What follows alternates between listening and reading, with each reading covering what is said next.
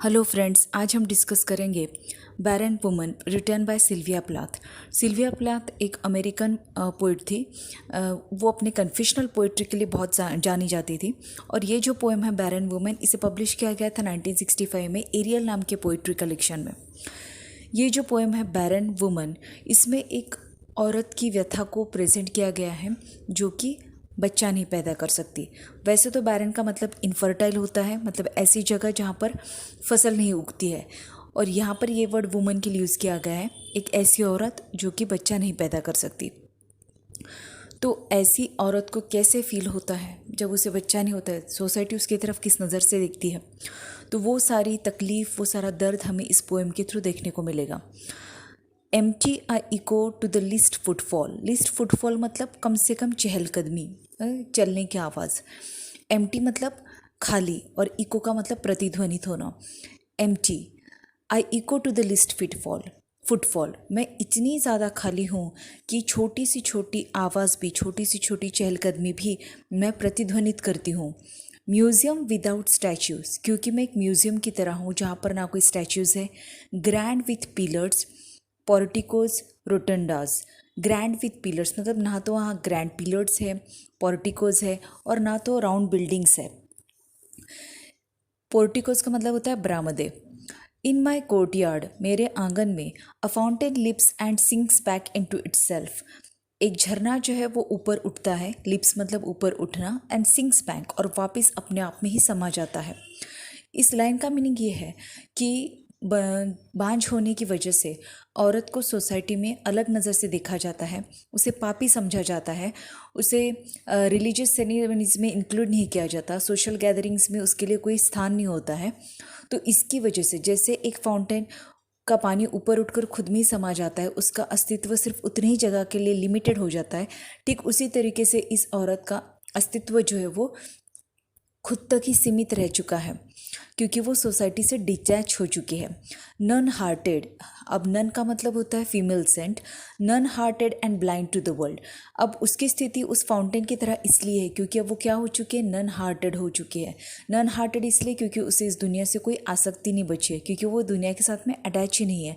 And blind to the world, उसे दुनिया में कुछ नज़र ही नहीं आता, क्योंकि दुनिया ने उसे, मतलब सोसाइटी ने उसे एक्सेप्ट नहीं किया है। ओके, तो वो सोसाइटी से डिटैच है, इस दुनिया से डिटैच है, और इसलिए वो ब्लाइंड टू द वर्ल्ड है।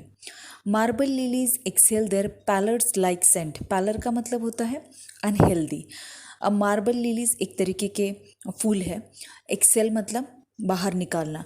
तो मार्बल लिलीज क्या करती है, एक अनहेल्दी तरीके का सेंट जो है, खुशबू है, वो बाहर निकालती है, जिसकी वजह से कोई उनके पास में नहीं जाता।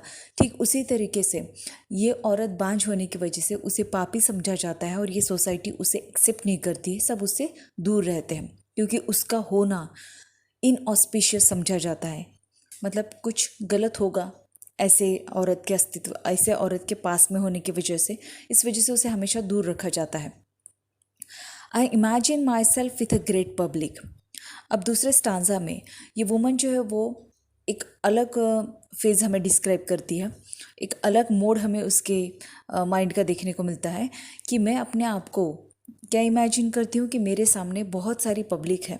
I am imagine my self with a great public, जहाँ पर मुझे एक्सेप्टेंस मिल रहा है, ये सोसाइटी मुझे एक्सेप्ट कर रही है। Mother of a white Nike and several bald eyed अपोलोज।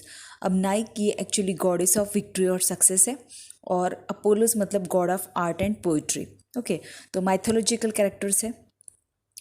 तो वो इमेजिन करती, क्योंकि वो एक म्यूज़ियम है और म्यूज़ियम में स्टैचूज़ होते हैं, तो वो इमेजिन कर रही है कि वो वाइट स्टैचू जो है वो नाइक का, और सेवरल बाल डाइड मतलब बिना बालों की आँखें। ओके, तो उन आँखों, ऐसी आँखों वाले अपोलोज, उन स्टैचूज़ की मैं माँ हूँ, ऐसा वो औरत जो वो इमेजिन करती है, जिसकी वजह से उसे एक्सेप्टेंस मिल रहा है सोसाइटी में, क्योंकि अब वो माँ है।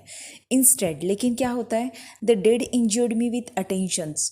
लेकिन जैसे ही उसे ये रियलिटी हिट करती है, जैसे ही उसे ये सच का सामना उसे करना पड़ता है, the dead injured me with attentions, कि ये जो सारे स्टैचूज़ हैं वो डेड है और वो माँ नहीं बन सकती है, ये पॉसिबल नहीं है, ये रियलिटी है कि वो माँ नहीं बन सकती। तो ये चीज़ की तरफ जब उसका ध्यान जाता है तो उसे और ज़्यादा तकलीफ़ होती है। एंड नथिंग कैन हैपन, और उसे समझ में आता है कि कुछ नहीं हो सकता है। The moon lays a hand on my forehead. अब चांद के बारे में बात की जा रही है कि चांद क्या करता है, कि अपना हाथ जो है उस औरत के फोरहेड पे रखता है, मस्तक पे रखता है, जैसे वो उसे कंसोल करने की कोशिश कर रहा हो। ब्लैंक फेस्ड एंड मम एज ए नर्स, और यहाँ पे चांद का चेहरा कैसा है, ब्लैंक फेस्ड है, उस पर कोई एक्सप्रेशंस नहीं है, और वो इतना ही शांत है जैसे कि हॉस्पिटल में कि एक नर्स शांत होती है। मतलब इसका अर्थ ये है कि ये वुमन शायद अपनी इनफर्टिलिटी का ट्रीटमेंट कराने के लिए क्लिनिक गई होगी, और वहाँ पर की जो नर्स है उसका चेहरा विदाउट एक्सप्रेशंस रहा होगा, और वो बिल्कुल शांत होगी, क्योंकि वो ये नहीं कह पाती है उस औरत से कि वो कभी भी माँ नहीं बन पाएगी। तो इस तरीके से इस पोएम के थ्रू पोएट ने एक बांझ औरत के फीलिंग्स को हमारे तक पहुंचाया है। I hope you like the analysis. अगर एनालिसिस अच्छा लगा हो तो don't forget to subscribe to the channel and hit the like button.